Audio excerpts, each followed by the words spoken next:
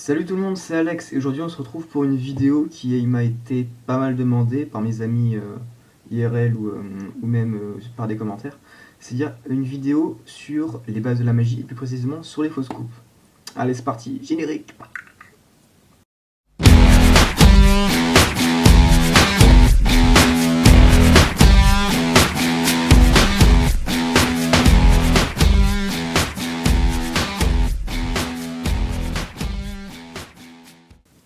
Voilà, donc première question, quand on fait de la magie, la première chose qu'on va faire c'est donc tirer une carte, la montrer au spectateur, la remettre dans le jeu, puis ensuite mélanger.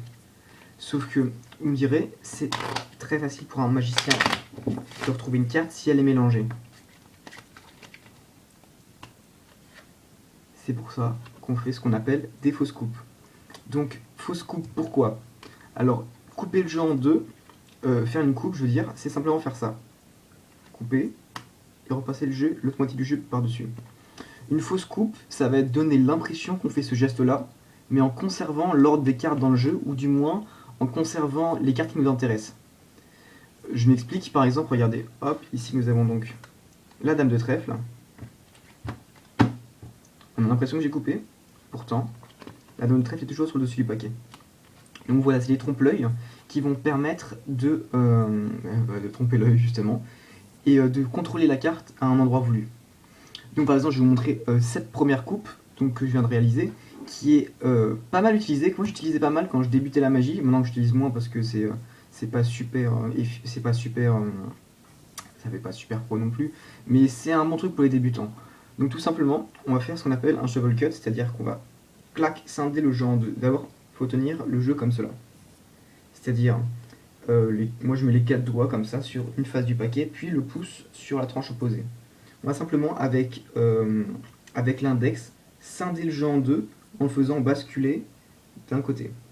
On va ensuite prendre le jeu dans cette main-là, poser, repasser dans l'autre main et reposer. Ça fait comme ça. On scinde, on prend, on pose, on pose. La vitesse réelle.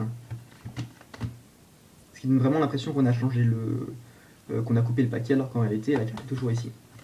Donc ça c'est voilà, donc ça c'était hop je refais, hop, voilà, ça c'était une première fausse coupe qui est très efficace, je trouve, qui trompe vraiment bien l'œil.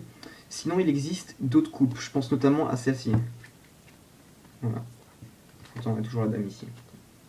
En fait, on va venir pareil couper le jeu en deux, scinder le jeu en deux, venir le prendre comme une pince entre le premier et le deuxième doigt, entre le pouce et l'index, serrer comme ça, le faire passer comme ça et simplement remettre le jeu derrière. Voilà. J'ai l'impression de faire comme ça, on remet tout de suite, complètement on remet derrière. Ce qui fait que l'ordre ne change jamais. Je reprends, on prend dans la main, on scinde, on prend comme une pince, on laisse un espace derrière et on vient juste remettre comme ça. Bon ça c'est quelque chose d'un peu plus cramé parce que si vous le faites pas bien ou si c'est pas super rapide, ça on voit très bien qu'on fait comme ça quoi. Donc j'utilise moi je préfère celui-là quand il y a une table. Donc voilà. Voilà, donc la vidéo touche à sa fin. Je fais juste un petit récapitulatif. Donc pour la première fausse coupe, ce serait donc comme ça. La deuxième serait donc comme ça. Donc mon petit conseil pour réussir bien ces coupes, c'est d'avoir l'air le plus naturel possible quand on le fait. C'est-à-dire d'avoir vraiment l'impression de couper comme ça, alors qu'on ne le fait pas. Exemple, ici on a l'as de trèfle. Donner un coup de poignet en fait, comme ça. On prend dans la main, on pose, on pose. Un petit plus, c'est d'essayer de décaler les jeux. Comme si vraiment on avait juste droppé, comme on avait juste lâché le jeu sur l'autre moitié. Ça donne un petit effet en plus qui est vraiment sympa. Donc voilà. Allez, tchou!